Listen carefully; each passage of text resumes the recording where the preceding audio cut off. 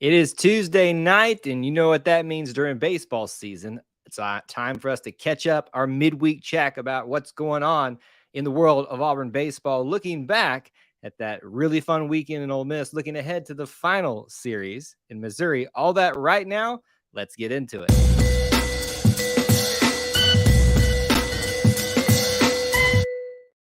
War Eagle Auburn family, War Eagle E2C Network family, thank you so much for joining us, whether you are watching live, whether you're watching on the replay. We appreciate you being here, hanging out with us, spending some time talking about something within the Auburn experience. As I addressed in the intro, these streams on Tuesday nights during baseball season have been all about catching up about how Auburn baseball is doing. So that is going to be the topic that we stick on right now, Auburn baseball focused.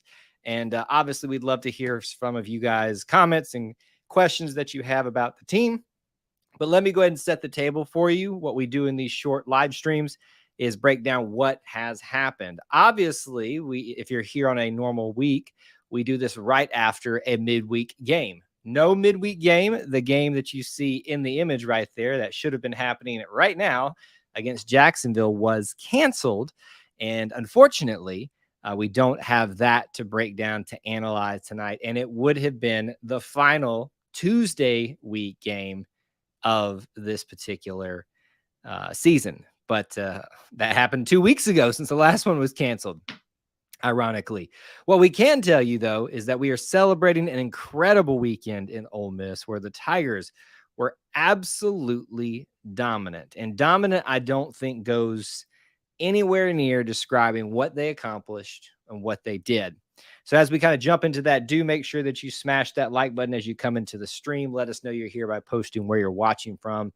Anything that we hit right now, would love to hear your thoughts on it. So overall now, your Auburn Tigers are 30-19-1. That elusive, can't get rid of it tie. Still hate that happened early in the season.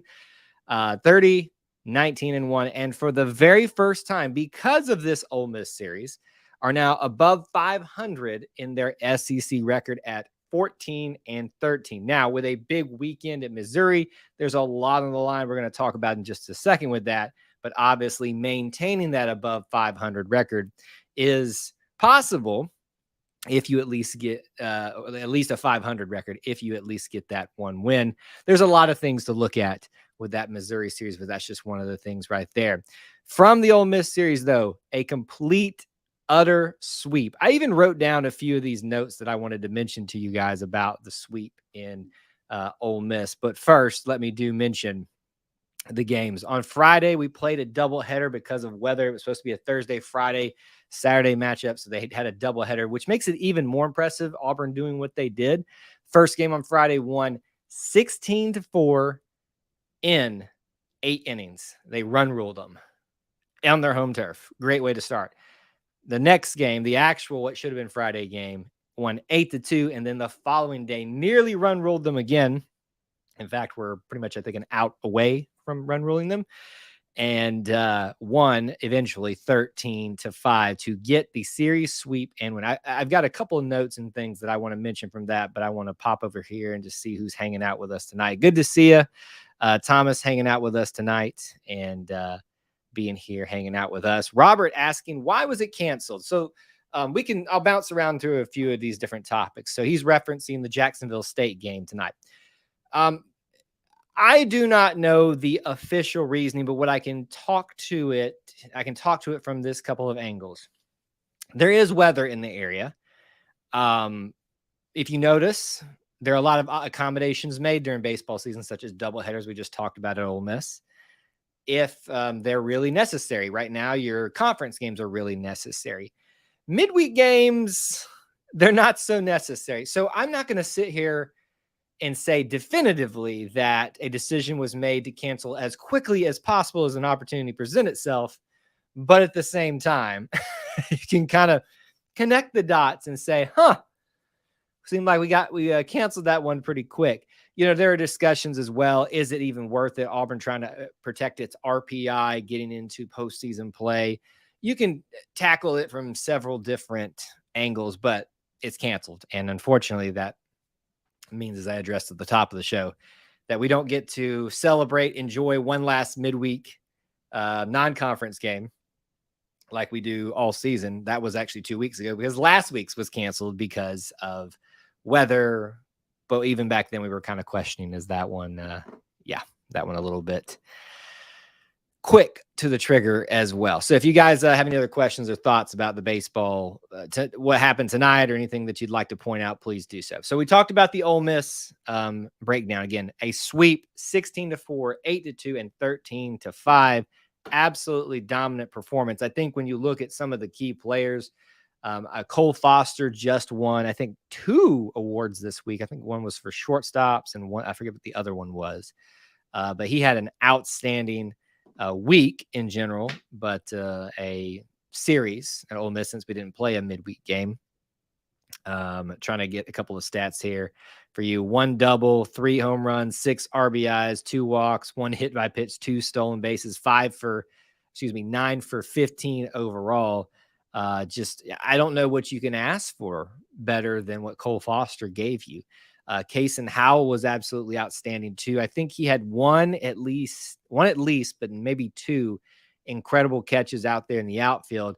The fact that we were able to convince Kason Howell to come back for another year, or he maybe didn't take much convincing, I don't know, is been huge for this team in a time where the team has been struggling with pitching at times, not struggling with offense 99% of the time. You really need the other facet of your game to be really strong in certain areas, and that's defense. Outfield, he has just been a monster out there. And I would say also other characters as well. I know Bobby Reynolds. Yes, Bobby Reynolds. Not Bobby Reynolds. Why do I keep doing that? Bobby Pierce. Why did that was a weird like mix up of names. Bobby Pierce, aka Bobby Barrels, has had some pretty good defensive plays out there in the outfield too as well. So let's look at this. We talked about some of the offensive performers.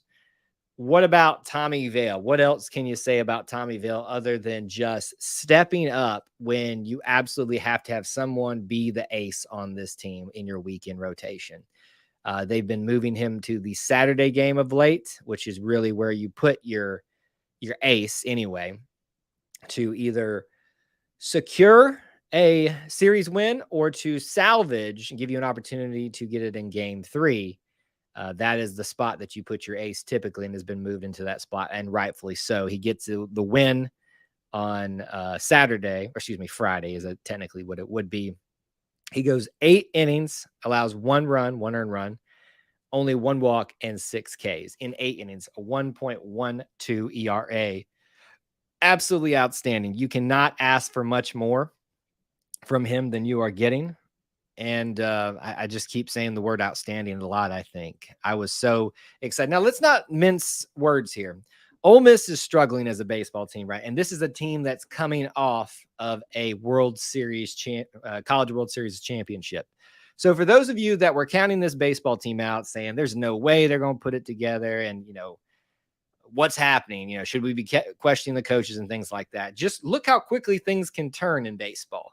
And that's kind of what happened to Auburn a little bit at the beginning of the season. They lost a lot of talent, but righted the ship and came back and was able to get things going in the right direction, in a really, really good right direction for the time being. So now we shift our attention to, as I said, these are usually our shorter live streams. So if you got a comment or question about this, don't hesitate getting it in. We move on to a series with Missouri. And obviously, I don't think you look at Missouri and say, wow, this is the most unbeatable SEC opponent that we could face. I mean, we've gone through Texas A&M, Arkansas, LSU, South Carolina. Who else am I forgetting? It just feels like it's not easy to come by wins, much less series wins in the SEC this season. But Auburn somehow has been able to do it 4 weeks in a row. So you head up to Missouri for the weekend. It'll be a Thursday, Friday, Saturday game time, 6 p.m. on Thursday, 6 p.m. on Friday, 2 p.m. on Saturday. Obviously, weather prohibited, or however you would like to say that, there could play into that. And I know there's rain and storms sweeping through the South. They're not really the South. They are at least part of the Southeastern Conference. So just to give you an idea, if you're shocked that Auburn canceled its midweek game, so did Missouri, Indiana State. I don't know what the weather's up there like for them now, but kind of like I was telling you earlier, why, and we answered the question from those that asked it earlier, why did Auburn cancel the game? Some of it at play is, do we really need to face this opponent? So don't be surprised if you are in the future planning to go to an Auburn baseball game and you're picking the last midweek game of the season at home, you might want to double check that, because there's a chance they might find a way to not play it, which is their prerogative, right? So to give you a perspective on Missouri, how they have performed over the last, we'll look back a few weeks here. They have swept Georgia. I think Georgia's not doing that well this year, so there you go. They lost a series to Ole Miss and Missouri. So this is an Auburn team that we knew, based off of the lack of defense, it seemed like, in pitching that Ole Miss had, could have just have a field day with their defense and pitching, and did so. If that team is only 2 weeks removed from playing Missouri, won the series in Columbia, that should bode well for Auburn. Put it to you this way. Ole Miss, Missouri was only able to score. Well, they actually scored a lot on that team, but Missouri gave up 11 runs, 13 runs, 20 runs. Excuse me, 9, 3, and 20. But either way, the point stands that Missouri team is probably very, very beatable. They got swept in the series versus Florida, swept by Alabama. They won the series against Texas A&M, which is impressive. And they got beat 2-3 at Vanderbilt. So the story that you swept by Kentucky. So as you paint the picture here, Auburn has been through the gauntlet of the SEC this entire season for baseball, and is finally getting to a little bit of a reprieve before we head to the SEC tournament. Now, the great thing is we know we've secured our spot. Not everybody makes the SEC tournament there. We know that we're going to be in it. They've already announced it and started announcing, tickets and things like that. So if you're planning to get to Birmingham, do so. Let me give you a perspective of what to anticipate from us in terms of baseball content going forward. This is the last midweek game chat, so I hope you guys enjoyed it. I know we usually get smaller crowds for these, but we appreciate those of you that appreciate the content. So next year, we'll probably do something similar to this, little midweek live stream chats.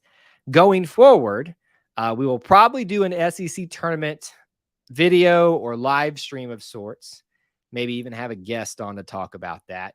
But what we will do next week is, if my schedule aligns, and I do think it will, every day except for Saturday, if Auburn makes it that far, we will probably do a post-game live stream after every single game. That is my hope and goal.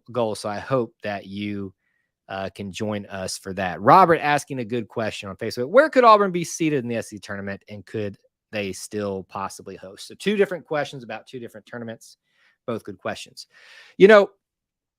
I'm going to look this up actually real quick because I think the problem is because of how poorly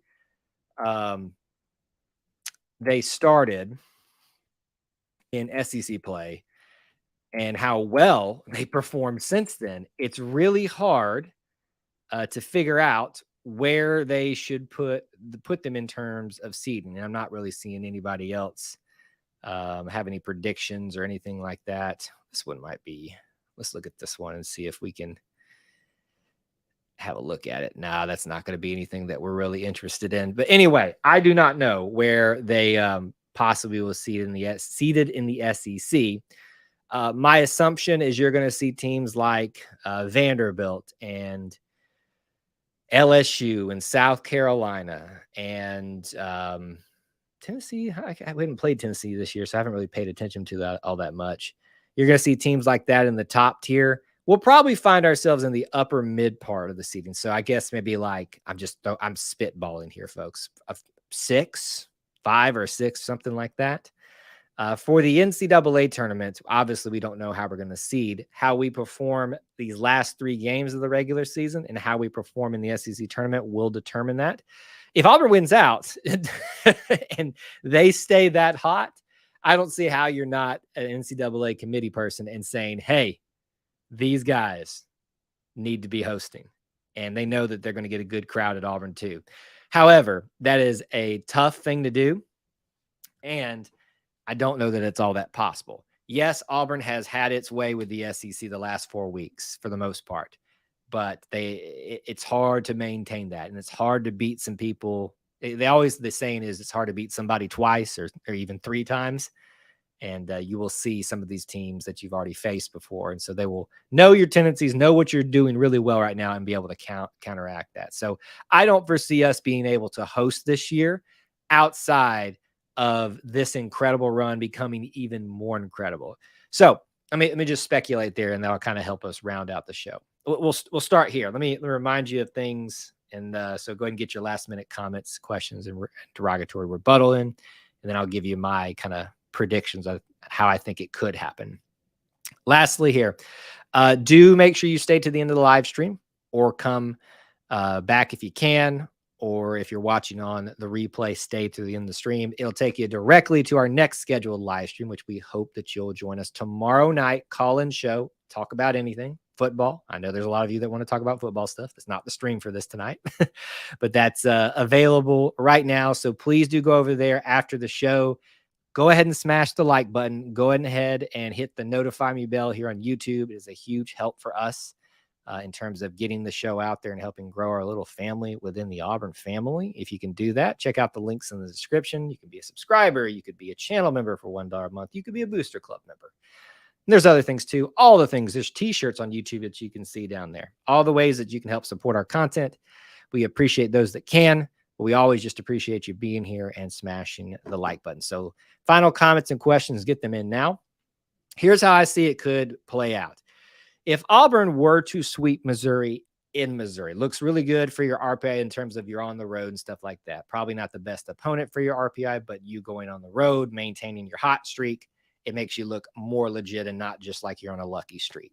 So if that happens and they get a very favorable seeding in the SEC, which I would suspect they would at that point, not saying it's a top.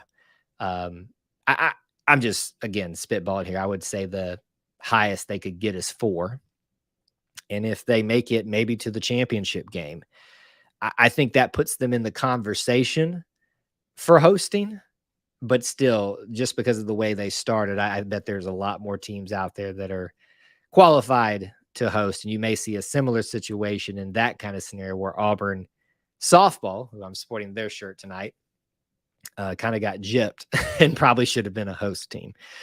But I think all things considered, as hot as we are, it's still going to be a tall order to be a host seed. But the great thing is we're going to be favorably, at least to what degree, favorably seeded in the SEC tournament, and we'll make the NCAA tournament at this point. I think it's just a foregone conclusion unless they just absolutely tank. Very proud of the boys all the way across the board. Pitching, defense, and of course that amazing offense. And congrats to names like Cole Foster had such a good week. Thank you guys for joining me here on these midweek chats this season for Auburn baseball, and we'll do it again next year. And stay tuned for some post-game streams here for tournaments coming up and maybe a preview for that SEC tournament too. It's going to be really exciting and really fun into the season, and I appreciate you joining us here tonight and joining us for that in the future. So I'll talk to you again. War Eagle.